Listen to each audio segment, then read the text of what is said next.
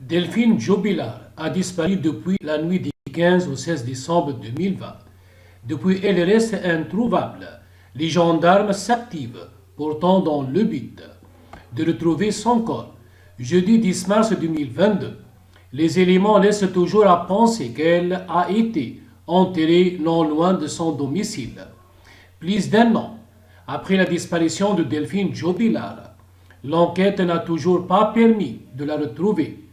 L'infirmière a disparu dans la nuit du 15 au 16 décembre 2020 de son domicile à Cagnac-les-Mines. Dans le Tarn, son mari, Sédic Jobilar, a toujours affirmé qu'elle serait partie de son plein gré cette nuit-là. Une version qui n'a pas convaincu les enquêteurs. L'artisan a été mis en examen le 18 juin 2021 pour meurtre par conjoint et est détenu à la maison d'arrêt de CSS. Depuis, les théories se sont multipliées, appuyant la thèse des départs volontaires avec un amant ou encore celle de la mauvaise rencontre. Les propos rapportés par un certain Marco X, co-détenu de Sédic Jobilar, ont également servi aux magistrats pour ordonner de nouvelles fouilles, mais où se trouve son corps? On est l'affaire de Delphine Jobilar. Jeudi 10 mars 2022, les avancées dans l'affaire de la disparition de Delphine Jobilar se font plus rares. Au mois de décembre 2021, les enquêteurs ont remonté la piste d'une Peugeot 306 blanche, véhicule qui aurait pu servir à transporter le cadavre de l'infirmière. À l'intérieur ont été trouvées cette traces de sang et des éléments pileux. Les prélèvements sont en cours d'analyse et les résultats sont attendus pour la fin du mois de mars 2022. Pour l'heure, la nature des sangs et des cheveux reste à vérifier et le temps d'attente inquiète certains experts et y voient une impasse. L'avocat de Sédic Jobilar, maître Jean-Baptiste Allary, estime quant à lui que cette nouvelle piste est grotesque. Les enquêteurs planchent sur d'autres éléments, comme la paire de lunettes cassées de Delphine Jobilar, retrouvée après sa disparition, ainsi que sur le témoignage de son fils, lui ce témoin oculaire d'une altercation entre ses parents à quelques jours de Noël. Est-ce que le corps de Delphine Jobilar a été retrouvé? À ce stade de l'enquête, la justice considère que Delphine Jobilar est morte. Les recherches se focalisent donc sur la localisation d'un corps et restent infructueuses pour le moment. D'importants dispositifs ont pourtant été déployés plus d'une fois autour de Cagnac-les-Mines.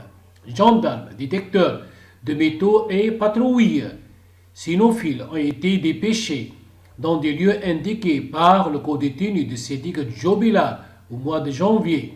Ces fouilles n'ont rien permis de retrouver ni Delphine Jobilar, ni son téléphone portable, lui aussi introuvable depuis la nuit de sa disparition.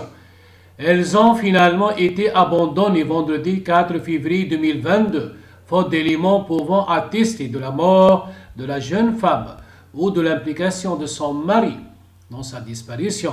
Pourquoi ne retrouvons-on pas Delphine Jobilar? Plus d'un an après sa disparition, aucune piste n'a permis de remonter la trace de Delphine Jobilar.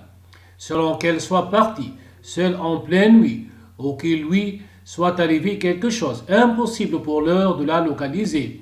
Les appels à témoins, les posts Facebook de ses amis et les bâtis se sont multipliés pendant que les enquêteurs se sont acharnés à vérifier de nombreuses hypothèses avant de finalement les abandonner.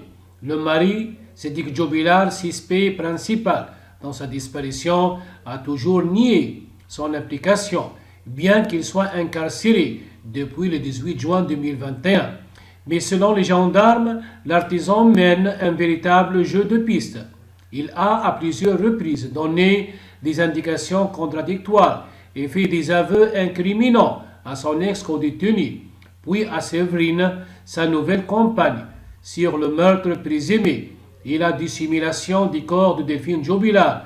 Puis il s'est rétracté, affirmant avoir dit n'importe quoi. Les enquêteurs ont dit se lancer à chaque fois dans des vérifications longues et laborieuses qui se sont presque toutes soldées par un échec, en témoignant les recherches près de la ferme qui a brûlé près du chemin de Drignac, qui par 2 fois n'ont abouti à rien. À ce stade de l'enquête, aucun élément nouveau permettant de localiser Delphine Jubilard n'a été rendu public par les gendarmes en charge de l'affaire. Pour l'heure, Cédric Jubilard reste présumé innocent jusqu'à preuve du contraire par les autorités compétentes.